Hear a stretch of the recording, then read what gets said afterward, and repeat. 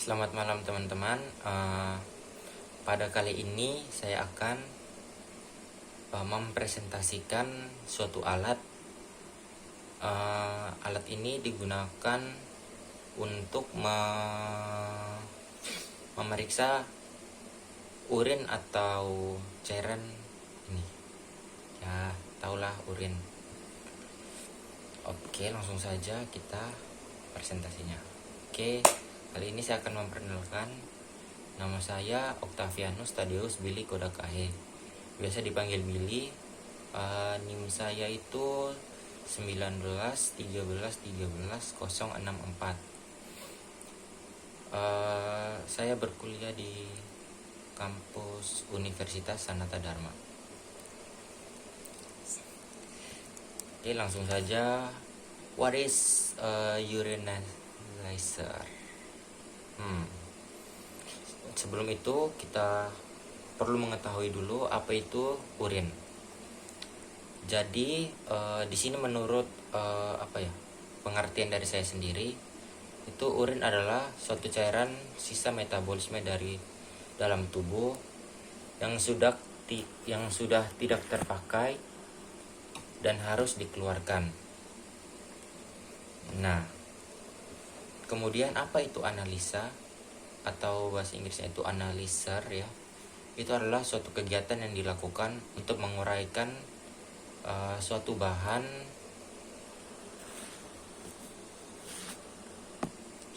menjadi senyawa dan penyusunnya. Jadi apa itu urinizer? Menurut saya itu adalah alat yang dapat menguraikan senyawa penyusun urin untuk dilakukan pemeriksaan kesehatan seseorang. Dan tentu saja saya tidak mungkin hanya menaruh opini saya tentang urinizer. Saya juga telah melakukan research ya. Ini menurut beberapa orang, urinizer itu merupakan alat laboratorium yang berfungsi untuk membantu analisis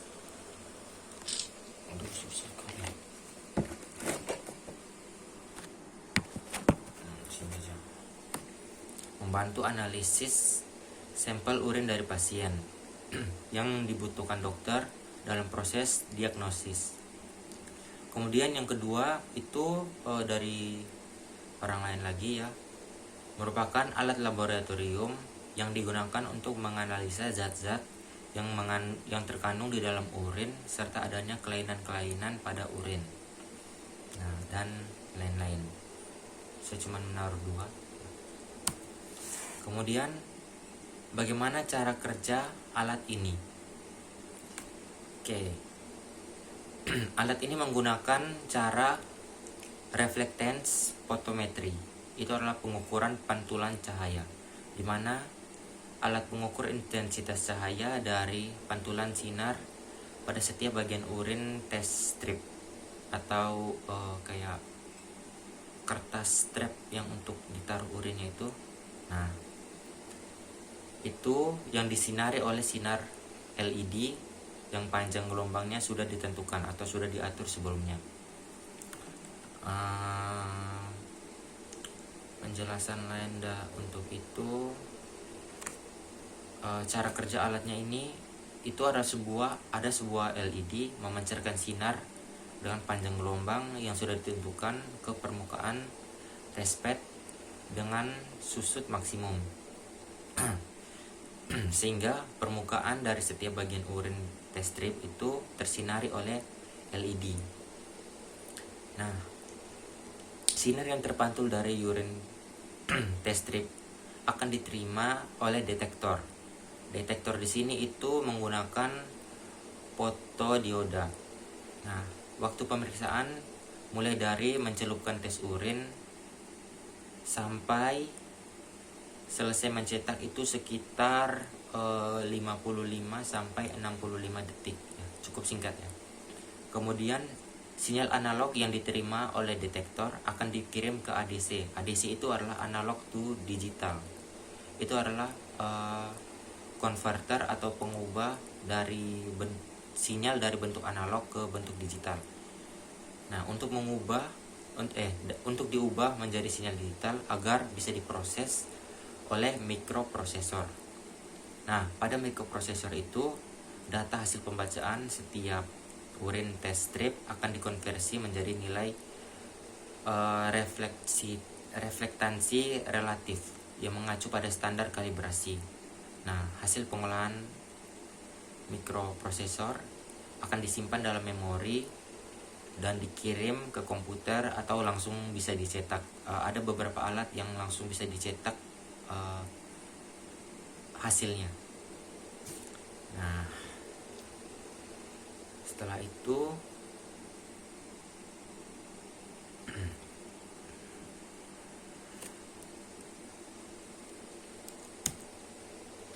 kita masuk pada jenis-jenis urin analyzer. Di sini setelah saya search, saya cari, itu terdapat 3 jenis-jenisnya, yaitu yang pertama ada mobile, ada gabungan stasioner dan portable, dan yang ketiga itu ada portable sendiri. Sebenarnya ada juga yang stasioner yang cuman mengandalkan arus dari listrik PLN, tapi setelah saya cari cukup susah ya. Yang pertama yang mobile. Yang mobile itu seperti pada gambar yang di kiri ya, itu efektifnya itu dapat dibawa kemana saja karena bentuknya kecil dan cuman bisa sampai cuman memuat 100 paper ininya, kertas stripnya. Kemudian ada gabungan stasioner dan portable. Nah, ini biasanya diletakkan pada laboratorium ya. Misalnya kalau misalnya ini ingin melakukan pengukuran, kita bisa menggunakan sinyal listrik dari PLN, ataupun kalau misalnya listrik dari PLN itu ini ya mati misalnya, tapi di rumah sakit pasti ada ini gensetnya sih, tidak mungkin ya, untuk menjaga-jaga lah, takutnya kan pas sedang dalam pemeriksaan tiba-tiba listriknya mati. Nah, itu sangat mengganggu proses pemeriksaan kan. Jadi itu juga bisa dipakai dengan portable atau bisa kita pakai dengan baterai. Kemudian yang portable ini itu cuman bisa kita pakai menggunakan baterai, seperti itu. Kemudian spesifikasi alat. Nah, urin yang di sini saya menggunakan spesifikasi dari alat urin analyzer Erba Laura Smart. Nah, ini mengidentifikasikan jenis strip yang digunakan atau dimasukkan secara otomatis. Jadi stripnya itu kita tinggal kita taruh saja di tempatnya, terus nanti stripnya itu akan masuk otomatis. Kemudian urin analyzer Erba Laura Smart ini memiliki 2 kemungkinan inkubasi. Yang pertama, di dalam pembacaan itu kapasitas pengukurannya itu 60 strip per jam. Jadi 1 jam itu cuma bisa maksimalnya itu kira-kira 60 strip. Kemudian di luar pembacaan itu kapasitas pengukurannya itu hingga 240 strip per jam. Jadi pembacaan di sini misalnya kita masukkan 100. Jadi yang terbaca itu cuma 60, tapi kita bisa melakukan pengukuran sampai 100 itu. Tapi di sini karena maksimalnya 240, jadi kita misalkan maksimalkan 240. Tapi yang terbaca setiap jam itu cuma 60 strip. Nah, begitu. Nah, 240 strip per jam itu merupakan fungsi khusus dari alat Erba Laura Smart ini, urin analyzer Erba Laura Smart ini, atau bisa disebut smart timing. Yang kedua, deskripsi alat yang lain itu menggunakan fotometer semi kuantitatif itu pengukuran menggunakan detektor warna LED plus. Kemudian panjang gelombang yang dihasilkan itu kira-kira 470, 540 sampai dengan 650 nanometer. Latensinya itu sekitar 55 detik. Kemudian kapasitasnya itu 60 strip per jam atau 240 strip per jam. Nah, itu yang tadi kita bahas di atas ya, yang di dalam pembacaan dan di luar pembacaan. Kemudian ini menggunakan touchscreen atau layar sentuh ya, dengan ukuran 320 dikali 240. Ini warna ya, maksudnya warna itu kayak LCD-nya itu bisa mengeluarkan warna. Kan kalau misalnya ada beberapa LCD yang cuma bisa hitam putih gitu. Kemudian ada memiliki print termo bawaan, itu sekitar 2 second per parameter. Parameternya itu dari strip ya tadi ya. Kemudian komunikasi eksternal ke PC melalui RS-23 atau port USB. Jadi alat ini bisa kita hubungkan langsung ke PC kita. Jadi untuk menampilkan hasil dari tes yang telah dijalankan, kita bisa simpan ke komputer. Terus kemungkinan koneksi itu ke keyboard eksternal atau pembacaan kode batang atau barcode-nya. Jadi kita juga bisa menghubungkan alat ini menggunakan keyboard eksternal, keyboard yang kayak di komputer gitu, atau kita bisa menghubungkan juga dengan barcode atau kode batangnya. Kemudian kapasitas memorinya itu cuman sampai 200 pengukuran terakhir. Jadi setelah 200 kita ingin mengukur lagi, itu sudah masuk ke kita harus menghapus dulu yang 200 awal pengukuran itu, kemudian baru bisa kita ukur lagi. Kemudian bahasa untuk pengguna akhiran, saya kurang terlalu mengerti tentang itu. Setelah itu penempatan alat. Urin analyzer ini biasanya diletakkan di ruang radiologi, baik itu di rumah sakit maupun di klinik kesehatan, seperti di Kimia Farma atau apa gitu. Kemudian penempatannya itu ditempatkan pada permukaan yang datar, dan pada sisi-sisi alatnya itu dibiarkan kosong agar tidak mengganggu proses pemeriksaan. Jadi kalau misalnya kita taruh alatnya di sini, terus di sisi-sisinya itu kayak ada beberapa alat lagi, itu kayak mengganggu ini ya, pemeriksaan sih, kayak kurang fokus gitu kan. Jadi untuk mengatasi segala kemungkinan yang ada, jadi kita itu saja. Kemudian pemasangan alat. Yang pertama itu kita pasang kertas printernya. Jadi kan tadi sudah dibilang ya, ada printer bawaannya. Jadi yang pertama itu kita harus pasang kertas printernya, kemudian kita install printer eksternalnya, gitulah. Kemudian kita aktifkan transmission data eksternal, terus kita install barcode readernya. Install barcode reader ini hanya untuk opsional ya. Kalau misalnya kita ingin menggunakan barcode ya, jadi kita install gitu. Kemudian kita sambungkan kabel daya ke konektor daya analyzer ke sumber daya PLN. Kemudian kita tinggal tekan tombol switch daya dan analyzer pun siap untuk dioperasikan. Pengoperasian alatnya itu kita untuk melakukan pemeriksaan. Jadi kita amati dulu kekeruhan pada urinnya, apakah keruh apa enggak gitu. Kemudian kita ambil 1 ml urin dan diteteskan pada urin stick atau strap, kertas strap yang untuk tes itu, tes urin. Terus kemudian kita nyalakan urin analyzernya, kita letakkan urin stick pada rak-rak urin stick, itu. Kemudian kita tekan tombol pada keyboard ya, kita tekan tombol. Terus untuk mengatur, kita tekan tombol itu untuk mengatur berapa lama misalnya kayak gitu. Kemudian pada keyboard eksternalnya itu kita tekan enter. Saat kita tekan enter itu maka proses analisisnya itu akan langsung terjalan otomatis.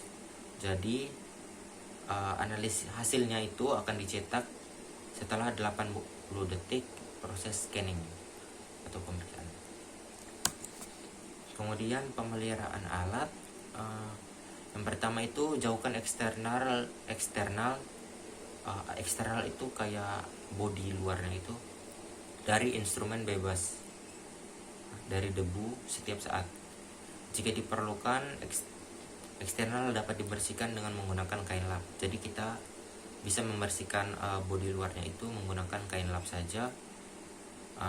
Kita tidak boleh menggunakan jenis pelarut minyak, gemuk itu kayak oli gitu ya. Iya, kayak oli itu.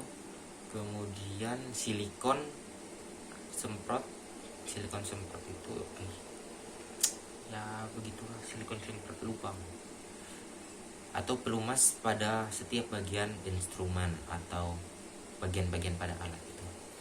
Kemudian kita lepaskan waste ray-nya dan pembersihan. Kemudian kita bersihkan area yang dilalui strip test, seperti misalnya pada bagian dalam alat urin analyzer itu kan strip testnya itu kan berjalan ya untuk dianalisa. Jadi pada area itu harus kita bersihkan setelah penggunaan misalnya. Kemudian ada proses sterilisasi, itu biasanya dilakukan sehabis pemeriksaan itu agar tidak saat kita melakukan pemeriksaan yang baru tidak terkontaminasi oleh pemeriksaan yang lama. Kemudian ada penggantian fuse. Jadi ini kita lakukan saat kita rasa fuse-nya itu sudah kurang bagus ya. Kemudian kita mengkalibrasi touchscreen LCD-nya. Jadi kadang-kadang LCD-nya itu pada tampilan layarnya itu pengukurannya itu kayak kurang sesuai dengan stripnya itu. Gitulah, seperti yang saya baca. Kemudian ada perbaikan dan analisis teknis. Ya, di sini kita lihat ada strip type error. Itu solusinya itu yang pertama kita bisa pastikan jenis strip yang digunakan sesuai dengan jenis pengaturan jalurnya. Ya, seperti itu. Kemudian ada dry strip error, itu pastikan semua bantalan uji strip telah tenggelam dalam spesimen. Kayak spesimen itu kayak urinnya itu. Jadi stripnya itu kita masukkan ke dalam urinnya, usahakan sampai benar-benar basah. Terus ada no strip error, itu kita tinggal masukkan stripnya. Kemudian ada fuse mati atau putus, itu bisa kita matikan switch dayanya, kemudian lepas kabel daya, terus kita ganti sekring yang rusak dengan yang baru. Itu 2 sekring ampere ya. Lihat fuse penggunaan dalam bagian ini. Ini printer internal tidak berfungsi, pastikan kertas printnya itu sudah terpasang dengan benar. Roll kertas printnya itu sudah terpasang dengan benar. Ya itu kita tinggal lihat di modulnya. Kemudian apalagi ya, elektronik sistem layar sentuh LCD tidak merespon dengan baik. Kita tekan tombol simbol atau teks, waktu yang sedikit lama bergeser pada itu. Ya seperti itulah. Terus kemudian penerapan ketiganya itu kita bisa menggunakan sarung tangan menggunakan masker dan jas laboratorium. Kita untuk beberapa orang ya, pasti ya namanya manusia kan, untuk memegang urin orang lain itu kayak jijik gitu kan, benar kan, jijik kan. Nah makanya itu kita perlu menggunakan sarung tangan, menggunakan masker itu untuk mengurangi bau yang dihasilkan oleh urin itu. Mungkin ada beberapa orang yang mungkin kayak langsung pusing ketika mencium bau urin, apalagi yang kalau yang menyengat itu kan, pasti ya itu untuk menanganinya. Kemudian ada jas laboratorium itu biar apa ya, misalnya kalau ada urin yang tumpah itu sih tidak langsung kotor di baju gitu kan, jadi kita menggunakan jas laboratorium seperti itu ya. Kemudian itu saja, itu saja yang dapat saya jelaskan tentang urin analyzer. Mungkin penjelasan saya ini kurang lengkap, saya minta maaf sebelumnya. Terima kasih telah menonton, sampai jumpa di lain waktu. Dadah.